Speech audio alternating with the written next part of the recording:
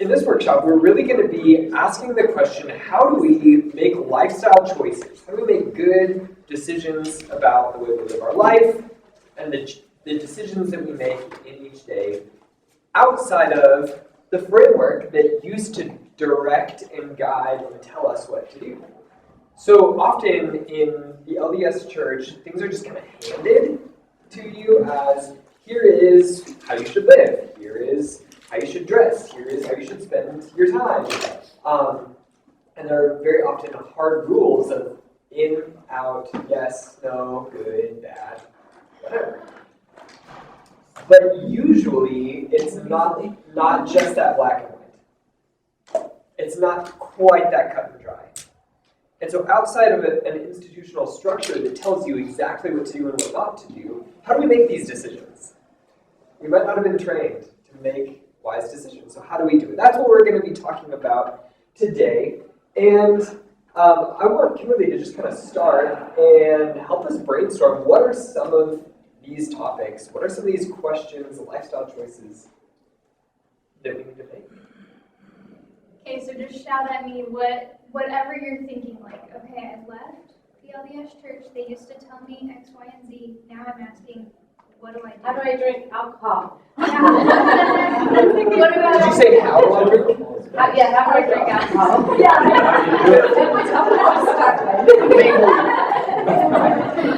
How should I approach alcohol? This is an interesting question about alcohol because with Christianity, some believe still to not drink it, even though you're not Mormon. But with coffee, that's only Mormons that don't drink it.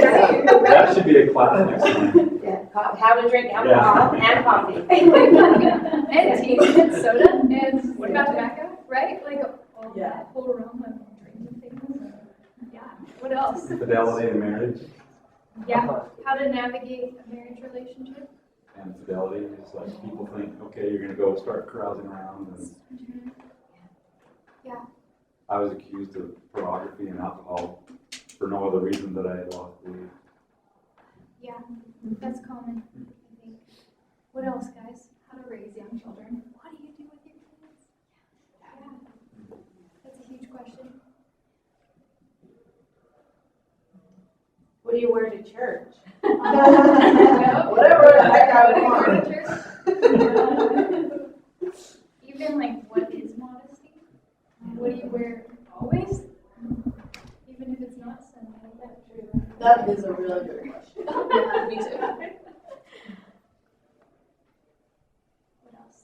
How to navigate relationships with people who are strong believers. So Whether that's family, friends, neighbors, it's a tight-knit community. I think also dealing with, I'm not sure exactly how to say it, offerings or charities or something like, people often don't think that their tithing is an offering or charity giving because they have to.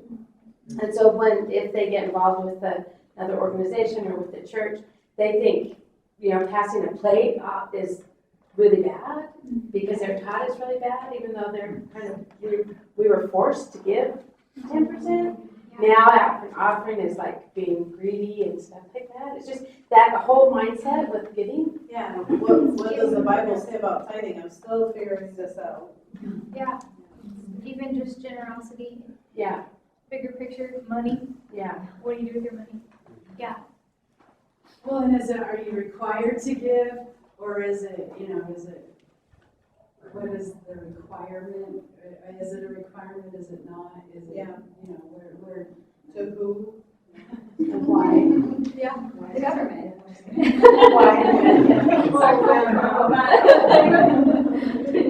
Totally. Yeah. Anybody else got anything? Should you go to church? Should you go to church? Yeah. Yeah. What do you do on Sunday? Mine was bit that, like, which church, because then there's, like, some weird ones, and you're like, well, I thought of this other thing, how do I know how to decide for which church? Which church? That's good. Anything else? do I structure my week? Just what do I do? I'm so glad I don't have any callings anymore, though. Yeah. That's a good thing. That's also what am I a good one, like, responsible for? should I serve Yeah, service. other people, Well, the church? Yeah, you have more time to serve others, actually. Yeah, and then I think maybe God is calling you actually to do. Another thing that I faced when I first started going to a church is authority. I still gave my leaders authority that they didn't have. And so, how to deal with authority Yeah.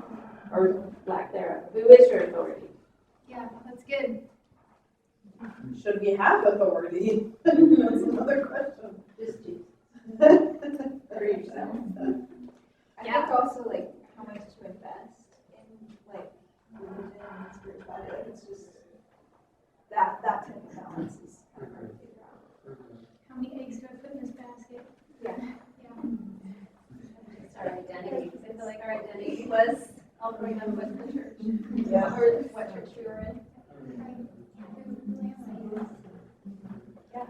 Awesome job, guys. Yeah, you got another? This is a little bit different than some of these on the list, but the concept of authentic self I found to be triggering to believing Mormons because I think it's kind of a trite little thing to say. But just exploring authentic self, self-care. And I think that's sort of say identity. Like, who are you? Yeah. Yeah, I feel like in the church, if you did a little too much self-care, it's like selfish, or, you know, and it's not always the case, but like we see it at lust, like certain things that if it's not 100% spiritual, it might be lust, but not necessarily, you know, like if you want to exercise every day, well, maybe you're not spiritual enough, you know what I mean? Like dumb things like that.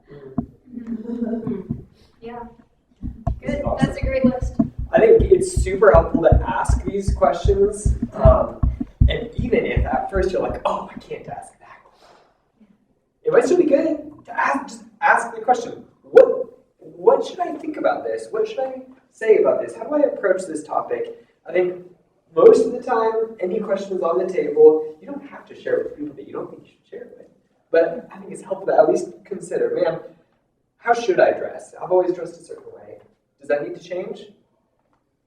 What do I think about the way that I dress? Hard question for women.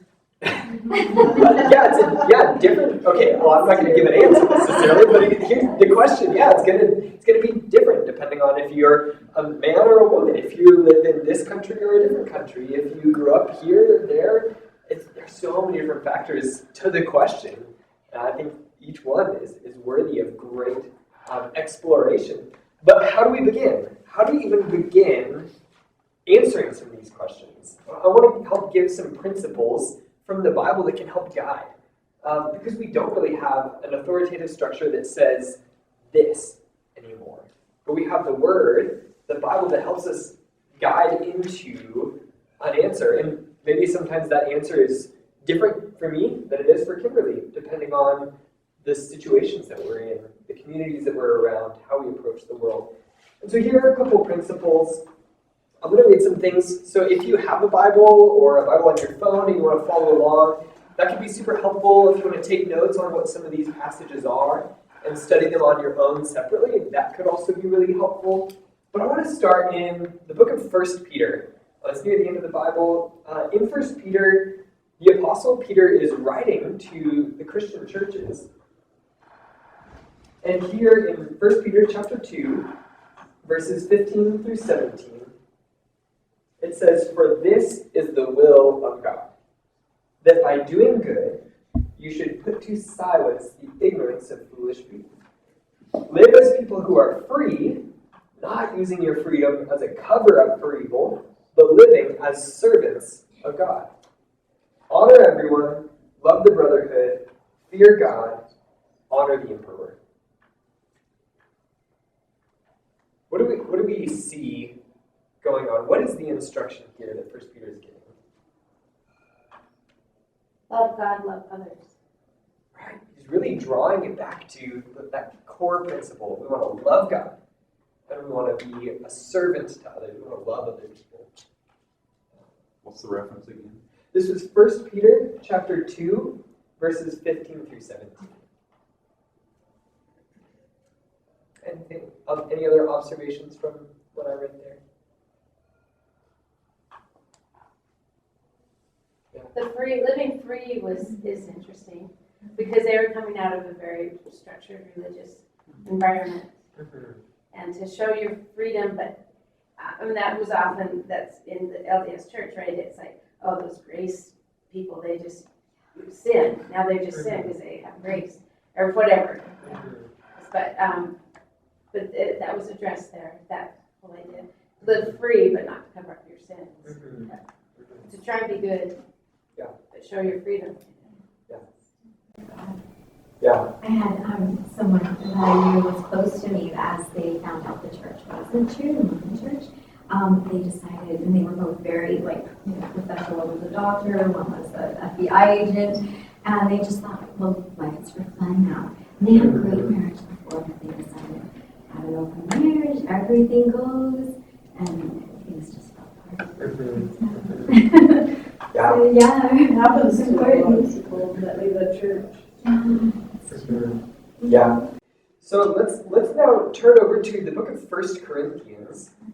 There's some incredible principles I found just walking through 1 Corinthians chapters 8, 9, and 10 brings so much information about how do we do this. Recognizing we are a people that are free. Then how should we use that freedom? How do we navigate all of the freedom we have? But we don't want to be unbounded, because that's not true freedom. We could find ourselves enslaved to addictions. We could find ourselves enslaved to the consequences of stupid decisions. We don't actually want that kind of freedom. We want to navigate true freedom in a way that helps us love God and love people. So here in 1 Corinthians chapter 8, I'm going to read verse 1. And it just says, "Now concerning food offered to idols, we know that all of us possess knowledge. This knowledge puffs up, but love builds up." So here in this section, Paul, the author, is addressing a question that he had been asked by this church, the church in Corinth. They were asking about food, meat that had been sacrificed to idols, and then it was purchased in the marketplace, and Christians were thinking, should I eat this? Because that meat was sacrificed to an idol. Or should I throw it away? What do we do? They were asking a lifestyle choice, just like we're asking. And Paul, in answering this question, tries to give some guidance. And he says, okay, we all have knowledge. You may know something. You may know this, that, or the other thing about the meat, about your freedom. But the more you know isn't necessarily the better. What's more important than knowing more is actually loving more. See, when we love one another, when we love God, it actually builds others up.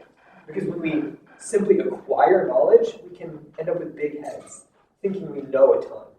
We can be full of ourselves, really prideful. It puffs us up, but it doesn't build anyone up necessarily. So we really want to approach this lifestyle question with a desire to love and build others up. And then I'm going to skip down to verse 9. Because Paul begins to answer this question, how do I deal with the meat?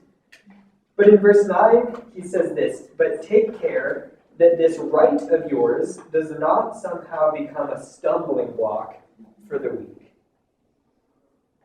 Even in the answering of the question, Paul basically says, yeah, sure, you can, if your conscience allows it, you know that an idol doesn't have any real power, so yeah, you can go ahead and eat meat that has been sacrificed to idols, but verse 9 is so key, because take care that in your freedom, in your liberty to do this thing, don't allow it to cause somebody to stumble. Don't allow it to harm one another, because I'm motivated and driven by my love for other people, and so if a lifestyle choice is unloving to other people, it causes them to stumble, then I've totally defeated the purpose. So Paul's actually saying maybe we need to restrict our freedoms so that we can love others better. I'll skip down a little bit more in chapter 9. And in the beginning of chapter 9, Paul's talking about his personal freedoms, his rights as an apostle, but he's also talking about how he holds back on his rights. But for what reason? It's rooted in love. So let's look at verse 19 of chapter 9. Paul writes and says, "For though I am free from all, I have made myself a servant to all, that I might win more of them." So he's giving his motivation. He's saying, I have the right to all these things. I have the freedom to all of these lifestyle choices, but I'm actually going to hold back on some of that and become a servant to others because he wants to win them. He wants to love them. He wants to bring them into a true knowledge of God's love for them. Again, so he's got ridiculous freedom, but he wants to hold it back out of love. And then again in this same chapter, chapter 9, but skipping down to verses 24 through 27, just the end of that chapter 9. I'll read this. It says, "Do you not know that in a race all the runners run, but only one receives the prize? So run that you may obtain it. Every athlete exercises self-control in all things. They do it to receive a perishable wreath, but we an imperishable. So I do not run aimlessly. I do not box as one beating the air, but I discipline my body and keep it under control, lest after preaching to others, I myself should be disqualified." Here, Paul's bringing in this analogy. He's saying we're like athletes who are running a race or boxing in a match.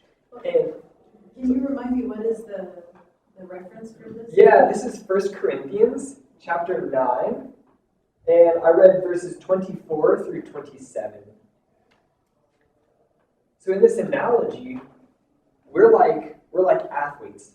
And you can think of an athlete as someone who could eat and drink whatever he wants. He could sit on the couch, chill out, watch TV. But how well is that athlete going to perform? Pretty poorly, right? An athlete, if an athlete wants to win, then the athlete must train, eat well, a regimented diet, work hard, fight well for whatever it is, the sport that, like running or boxing. And so, again, freedom, of course I have the freedom to sit on the couch and do nothing. I have the freedom to serve myself. I have the freedom to eat whatever I want. But those things are not going to accomplish the goal and the prize. Yeah. Yeah, well, actually, since I left, I guess I have the goal to have ultimate self-control over my body, and I feel like if you're able to do that, then you'll have a better communication with God, and that there are a lot of things that I think the church, well, the LDS church say that you should do and not do that I don't agree with, but now I feel like I can have my own, personal revelation like they actually say you can have, but you have to go through prophets. Anyway, I think that if you're able to have self-control over pretty much everything in your life, and you distance yourself away from any addictions, any form of addictions, that's when you can be closer to God. And to me, like, I don't need a leader to tell me those things. Like, I'm able to do that by myself, So anyway, it's just a thought that, I feel like I'm able to do that more by myself now, getting away from the church influence. Yeah. Yeah. So, right, we discipline ourselves if we're athletes because we want to do well at the thing we're aiming for. And so as spiritual people, we want to be disciplined, not just taking on every freedom that there is, because we want to be truly free. We must actually discipline ourselves, be self-controlled in that way, and accomplish what it is we truly want. What do we really want from this? And then I'm also going to go to the next chapter, chapter 10 from 1 Corinthians, in verses 23 and 24. here at the end of this section, he's really kind of bringing it home with. This is the main point. So 23 and 24, he says, all things are lawful, but not all things are helpful. All things are lawful, but not all things build up. Let no one seek his own good, but the good of his neighbor. And so again, we are not living this life just purely for our own good, but actually to love and to serve and pursue the good for others. Even though, man, there's a lot of freedom in the Christian life to live a lot of ways that we want. But not all of those things are either helpful or build up and encourage and edify other people. So that is the guiding principle. Lastly, at the very end of this chapter, verse 31 says, so whether you eat or drink or whatever you do all to the glory of God. So ultimately, the primary objective that Paul is describing is, if we're wondering about lifestyle questions, it really has to come down to what glorifies God, what brings him pleasure, what honors him most. And those are the things that should guide the way that we make big decisions about our lifestyle. Even down to, how do I raise my kids? What would please God? What would glorify him? What would make him exalted among my friends and family? Those are big questions. So if you, this was mentioned, Mary Jane, you kind of alluded to this already, but there's a story in Jesus' ministry when he was asked a question. Somebody asked, hey, Jesus, among all of the rules that there are, what is the greatest commandment? What did he say? Yeah, Jesus said, the greatest commandment is this, that you would love the Lord your God with all your heart, your mind, your strength. And the second is like it, that you love your neighbor as yourself. And so as I'm thinking about lifestyle, as I'm thinking about how I glorify God, how do I honor and love one another, a lot of what it comes down to is, if I come up with an answer to this, I want to pass it through the test of, does this decision help me love God? Or does it come in the way of my love for God? Does this decision help me love one another? Or does it actually break relationship with the people around me? Does it actually harm others and hurt the relationship? That can be a really helpful consideration when you're thinking about these lifestyle questions. So with that framework in mind, let's think about what are a few practical tips? How would we actually go about answering some of these questions? So one, I think we can always just ask, God, would this decision honor you? Would this decision demonstrate love to those around me? And just allow God to show us what those things might be.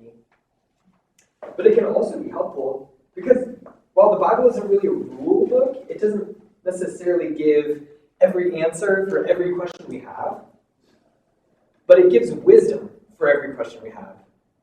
And every question that we bring to the Bible, there are things that we can find in it that help us discern what should we do in this instance, in this situation. And so anytime we might identify one of these questions and say, gosh, I'm really struggling with, I want to know, how should I serve? How should I be related to like a ministry in a church? Or is there anything that I feel called to?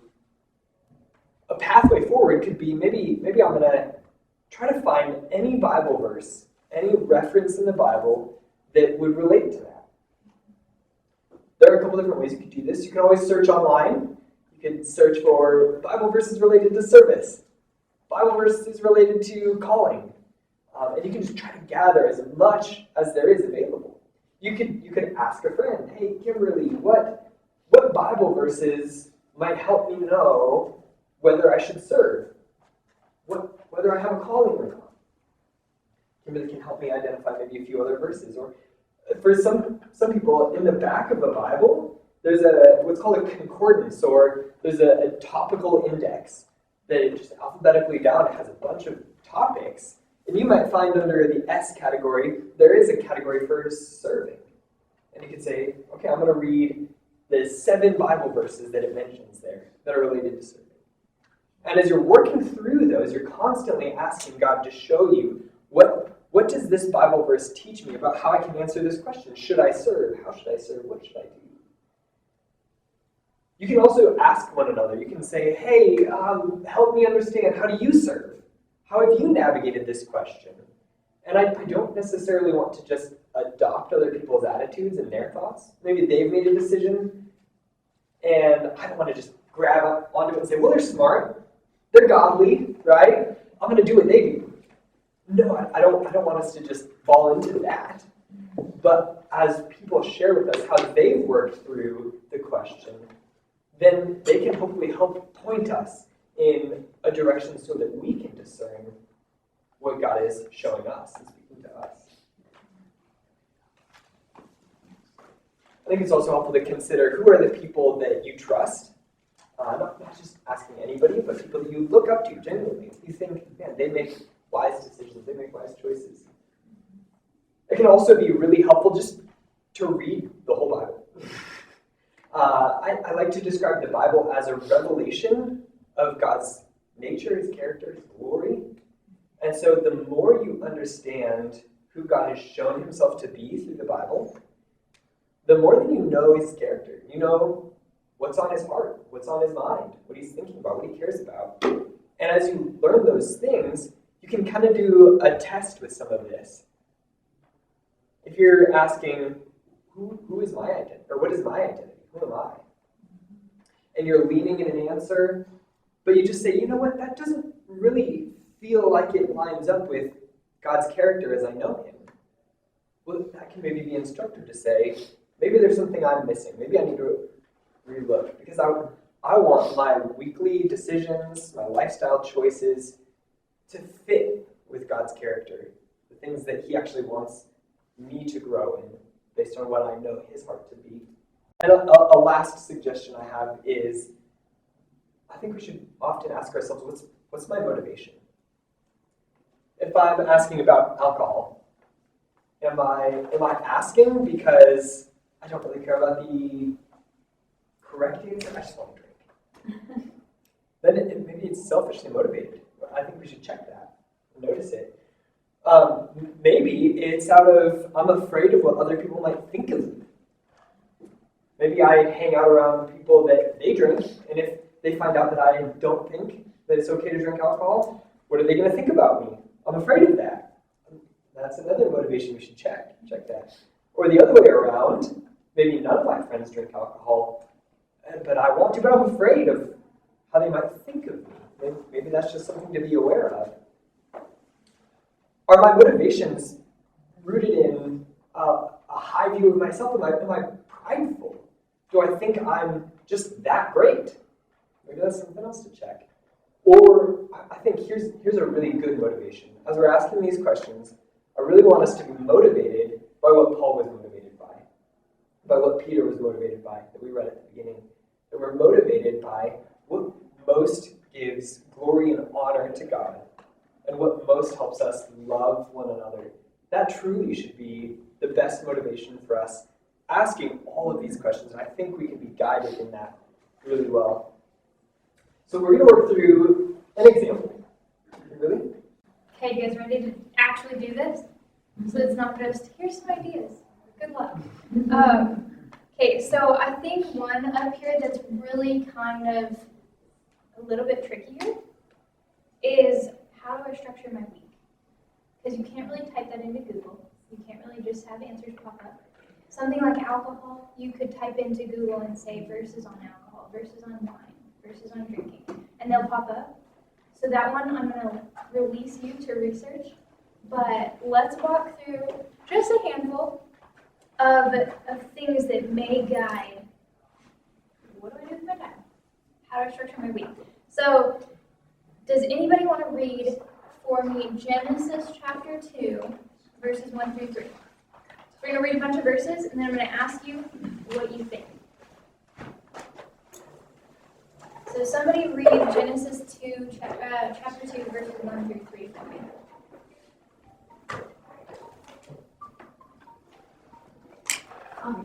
Okay, awesome. And so the heavens and the earth were completed and all their heavenly lights. By the seventh day, God completed his work which he had done, and he rested on the seventh day from all his work which he had done. Then God blessed the seventh day and sanctified it, because on it he rested from all his work which God had created and made. Okay, so following that up with Mark chapter 2, verse 27. Who wants to read that one?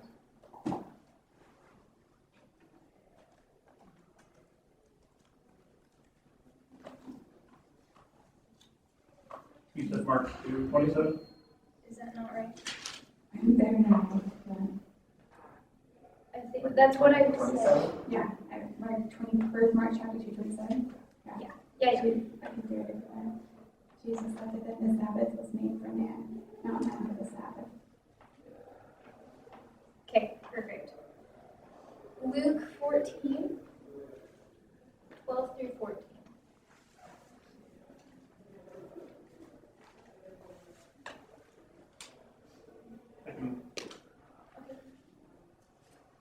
He said also to the man who had invited him, when you host a dinner or a banquet, don't invite your friends or your brothers or your relatives or rich neighbors, so you can be invited by them in return and get repaid. But when you host an elaborate meal, invite the poor, the crippled, the lame, and the blind. Then you'll be blessed because they cannot repay you. You will be repaid at the resurrection of the righteous. Interesting. Yep. John 14:21. Who wants to read that? John 14:21.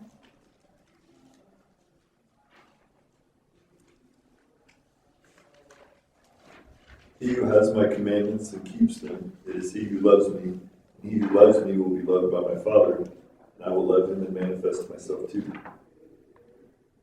Awesome, thank you. And John 15:5.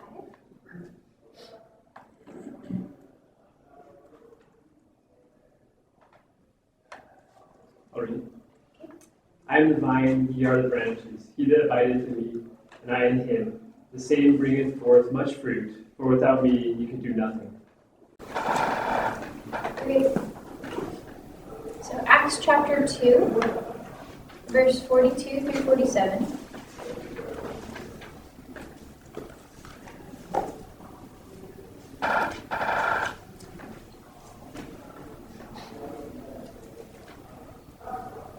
They devoted themselves to the apostles' teaching and fellowship, the breaking of bread and to prayer.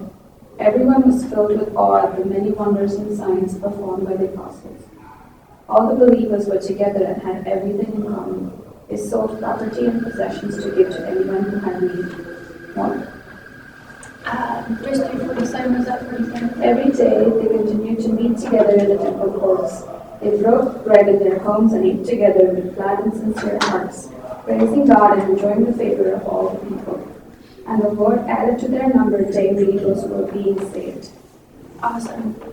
Ephesians 5, 15 through 20. Be very careful then how you live, not as unwise but as wise, making the most of every opportunity, because the days are evil. Therefore do not be foolish, but understand what the Lord's will is. Do not get drunk on wine, which leads to debauchery. Instead, be filled with the Spirit, speaking to one another with psalms, hymns, and songs from the Spirit. Sing and make music from your heart to the Lord, always giving thanks to God the Father for everything, in the name of our Lord Jesus Christ. Awesome. One more from Ephesians, chapter 6, verse 4. And you fathers, do not provoke your children to wrath, but bring them up in the training and admonition of the Lord. Okay, so a little instruction for raising kids. Colossians 3, 23 through 24. And then just one more after that. Again, that's Colossians 3, 23 and 24. Whatever you do, work at it with all your heart, as working for the Lord, not for human masters, since you know that you will receive an inheritance from the Lord as a reward. It is the Lord Christ you are serving. Awesome. And the last one is Hebrews 10, 24 and 25. So I can just read that one. And let us consider how to stir one another up to love and good works, not neglecting to meet together, as is the habit of some, but encouraging one another, and all the more as you see the day drawing near. Okay, kind of all over the place. What do you guys see in those? What's standing out to you that may speak to how would I structure my week? What do I do with my time? Any thoughts?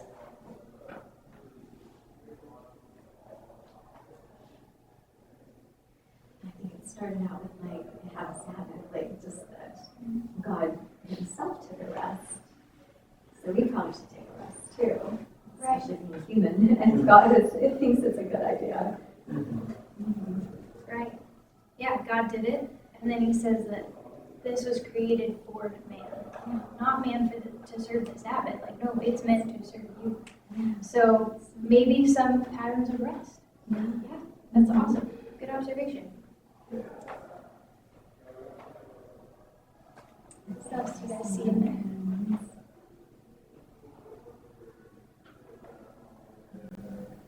Wasn't there a note to like, fathers to nurture your children? Yeah. Don't provoke them. Yeah. Don't provoke them. To like love them. Maybe some instruction for intentionality. Be intentional. That's like, you got it, right? Yeah. Yeah.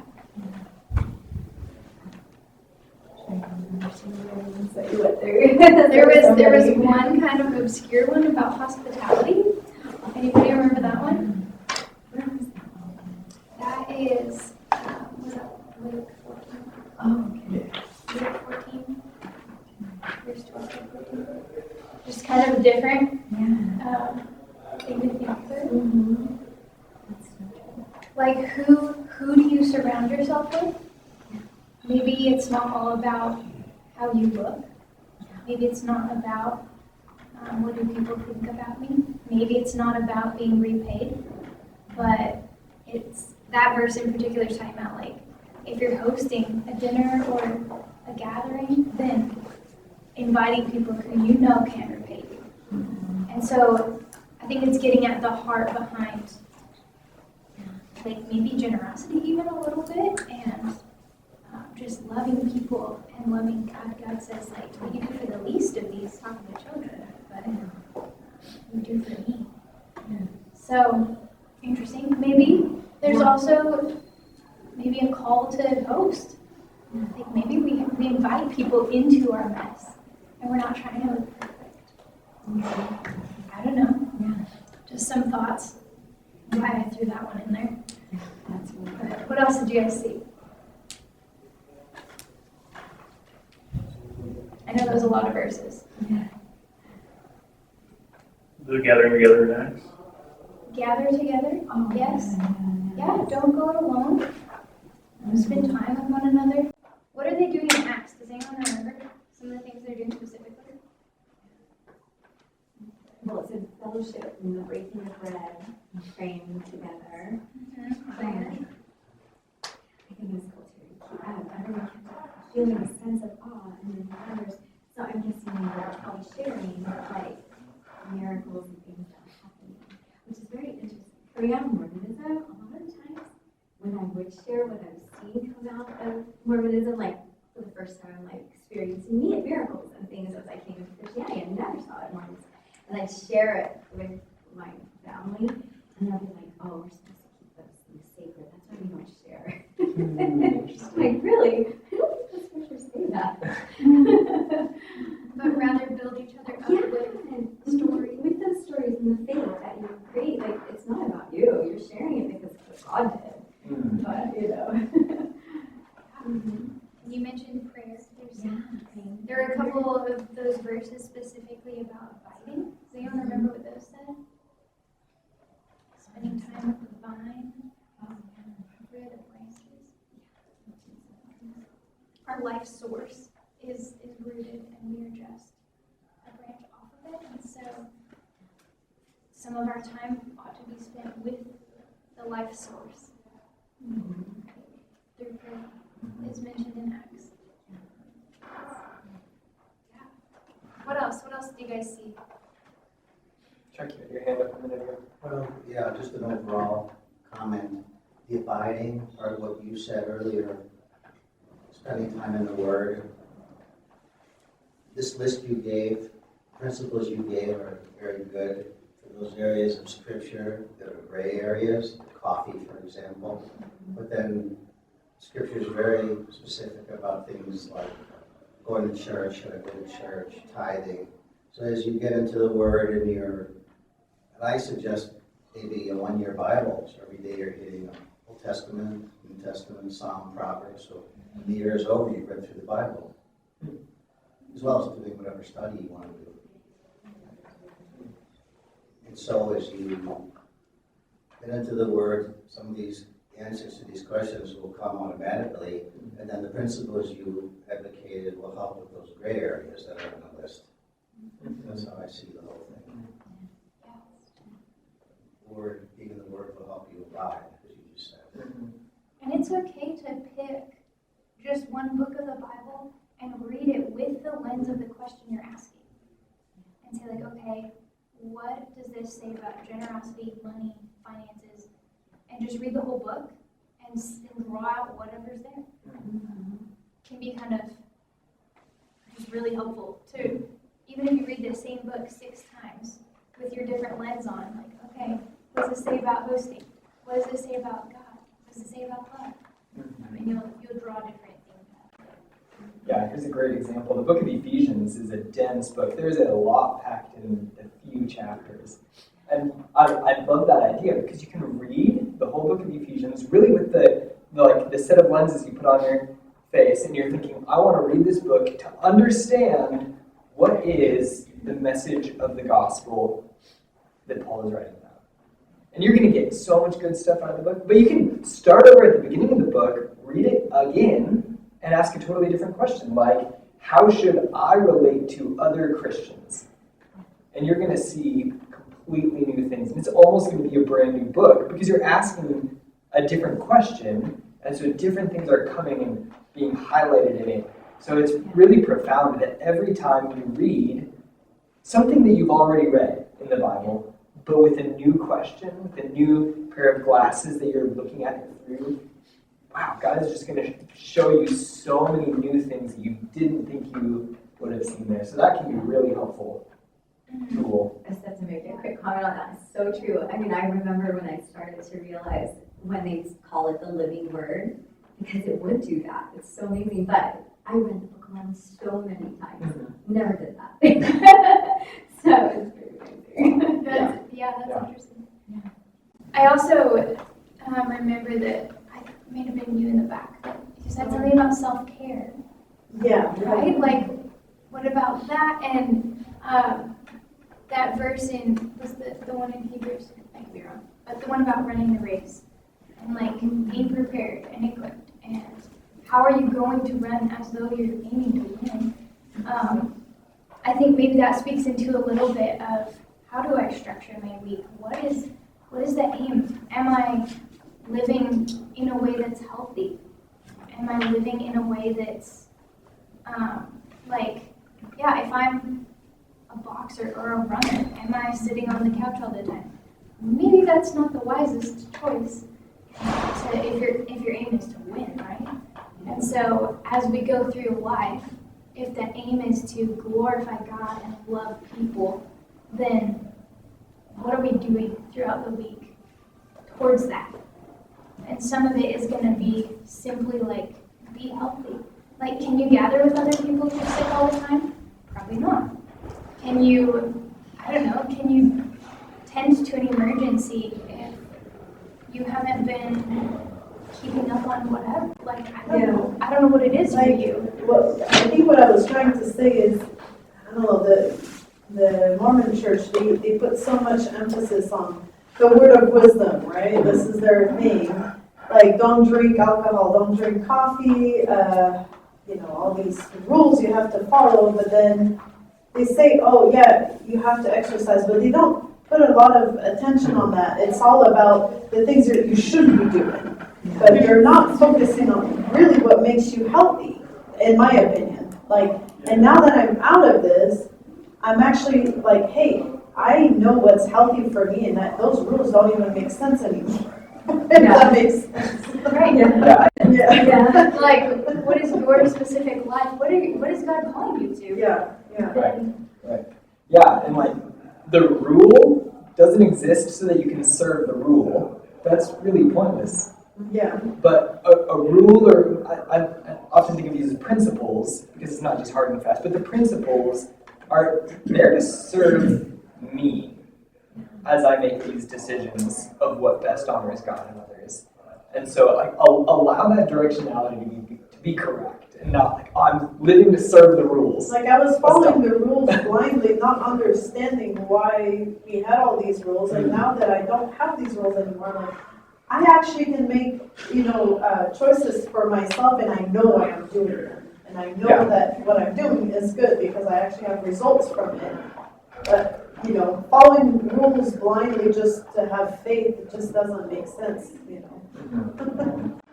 Awesome. Well, we are out of time.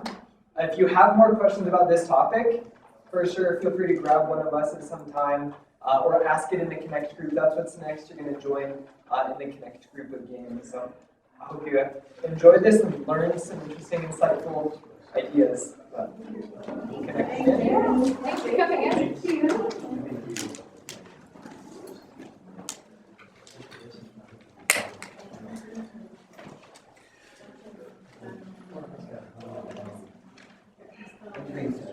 Oh, me too.